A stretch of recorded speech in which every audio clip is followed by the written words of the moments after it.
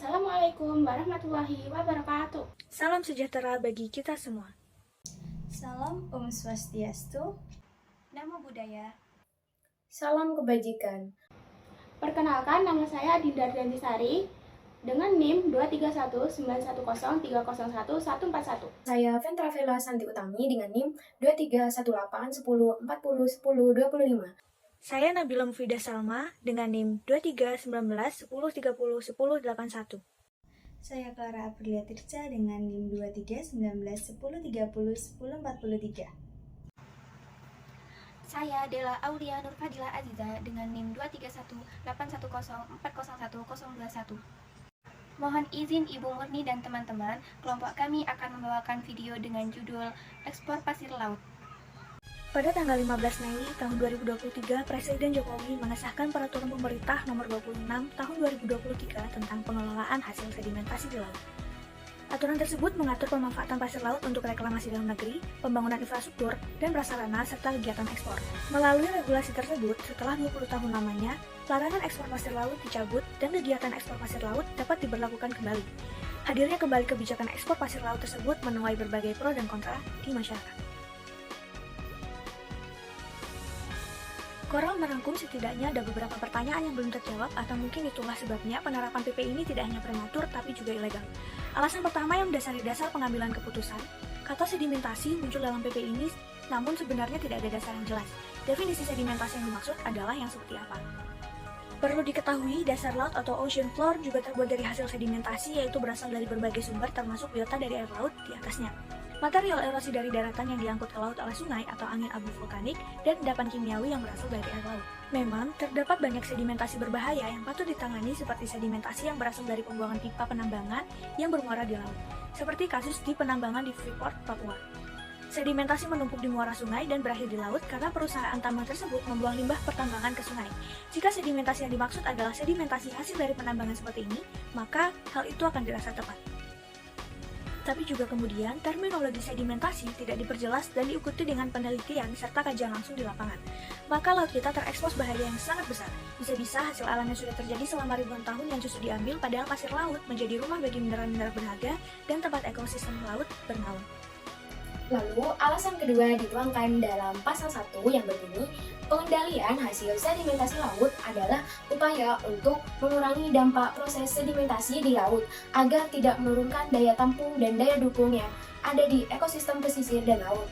Daya dukung dan daya tampung tidak dijelaskan secara detail jumlahnya atau kemampuannya. Semua hanya berdasarkan narasi yang tidak dipertanggungjawabkan. Jika tidak ada detail mengenai daya dukung dan daya tampung, maka pemerintah tidak mempunyai landasan yang jelas. Lucu sekali apabila kemudian pengerukan pasir yang akan dilakukan dalam tempo 20 tahun ini tidak diperhitungkan dengan matang. Selain itu, alasan ketiga masih pada pasal 1 Peraturan Pemerintah Nomor 26 Tahun 2023 yang berbunyi, hasil sedimentasi di laut adalah sedimentasi di laut berupa material yang terbentuk oleh proses pelapukan dan erosi yang terdistribusi oleh dinamika, oseanografi, dan terendapkan yang dapat diambil untuk mencegah terjadinya gangguan ekosistem dan pelayaran. Ada dua poin yang perlu digarisbawahi, gangguan ekosistem dan gangguan pelayaran. Nyatanya, justru kedua hal ini yang menjadi kontradiktif. Gangguan ekosistem justru bisa terjadi karena aktivitas penambangan. Sudah banyak buktinya kasus degradasi kualitas lingkungan karena penambangan pasir seperti yang terjadi di Laut Kadingaret, Sulawesi Selatan. Pada masa pemerintahan Presiden Megawati tahun 2002, pemerintah Indonesia melarang ekspor pasir laut. Larangan ini ditetapkan melalui surat keputusan bersama antara Menteri Kelautan dan Perikanan, Menteri Perindustrian dan Perdagangan, serta Menteri Negara Lingkungan Hidup, dan tertuang pada nomor 89 nomor SKB 07 nomor 01 dengan alasan tingginya kerusakan ekosistem pesisir. Meskipun demikian, alasan ini tidak menghentikan pemerintah saat ini untuk melegalisasi kembali ekspor pasir laut. Di bawah pemerintahan Presiden Joko Widodo, aturan pengelolaan pasir laut dilakukan dengan tujuan mendukung pembangunan infrastruktur dan ekspor. Presiden Joko Widodo menekankan bahwa hanya pesisir sedimen yang mengganggu pelayaran dan terumbu karang yang boleh diekspor. Selain itu, badan usaha yang ingin melakukan eksploitasi sedimen harus terlebih dahulu memperoleh izin usaha pertambangan. Langkah ini dilakukan untuk menjaga keselamatan pelayaran sesuai dengan Konvensi Perserikatan Bangsa-Bangsa tentang Hukum Laut 1982. Pemerintah juga menegaskan bahwa fokus utama aturan ini adalah penggunaan sedimentasi laut untuk kebutuhan dalam negeri, terutama untuk proyek reklamasi. Munculnya aturan baru ini diibaratkan dengan peribahasa ada udang di balik batu. Di balik kebijakan tersebut ada dugaan kepentingan tersembunyi yang ingin dicapai. Dugaan tersebut bermula dari pernyataan pemerintah yang mengatakan bahwa tujuan pengesahan kebijakan tersebut adalah untuk pembangunan infrastruktur dan reklamasi dalam negeri.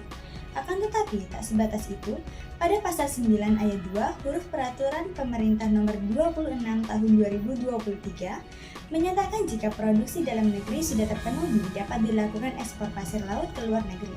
Namun, standarisasi penentuan apakah produksi dalam negeri sudah terpenuhi atau belum acap kali sulit diukur karena belum adanya sistem pengawasan dan data terkait jumlah pasir yang diperlukan untuk kebutuhan dalam negeri. Banyak pihak mempertanyakan dasar kebijakan tersebut dan menduga penguasaan memiliki motif kepentingan ekonomi. Namun, sebenarnya, negara tidak sepenuhnya diuntungkan dari segi ekonomi karena tidak sebanding dengan kerusakan ekologi akibat pengerukan pasir laut. Kritik keras dari sejumlah pakar dan aktivis lingkungan hidupnya pun bermunculan. Kritik tersebut menyarankan hal yang sama terkait pengerukan pasir laut akan mengancam lingkungan jangka panjang dan kehidupan masyarakat pesisir. Ekspor pasir laut melalui pengerukan dapat berdampak besar bagi lingkungan. Akibatnya dapat mengubah struktur pesisir, menurunkan garis pantai, serta dapat menenggelamkan pulau-pulau kecil. Selain itu, pengerukan pasir juga dapat menyebabkan naiknya air ke permukaan yang memicu abrasi serta intrusi air laut. Hal ini juga berdampak besar kepada masyarakat pesisir, terutama nelayan yang biasanya menggunakan pasir sebagai industri, konstruksi, dan pertanian. Kerusakan lingkungan juga berdampak pada habitat laut yang mengurangi jumlah ikan yang biasanya digunakan sebagai sumber utama pangan masyarakat sekitar. Namun, regulasi ekspor pasir laut belum bisa diterapkan sepenuhnya karena masih memerlukan aturan tambahan berupa peraturan menteri. Aturan ini masih dibahas lebih lanjut oleh tim kajian yang terdiri dari Kementerian Kelautan dan Perikanan, Kementerian Energi dan Sumber Daya Mineral, serta Kementerian Lingkungan Hidup dan Kehutanan. Tim ini akan menentukan lokasi prioritas, jumlah pasir yang boleh diambil, serta rencana pemulihan ekosistem laut. Diharapkan tim ini dapat melakukan kebijakan dengan baik agar kerusakan lingkungan dapat diatasi. Sekian video pemaparan materi dengan judul ekspor pasir laut dari kelompok kami. Apabila ada kekurangan kata mohon dimaafkan. Wassalamualaikum warahmatullahi wabarakatuh.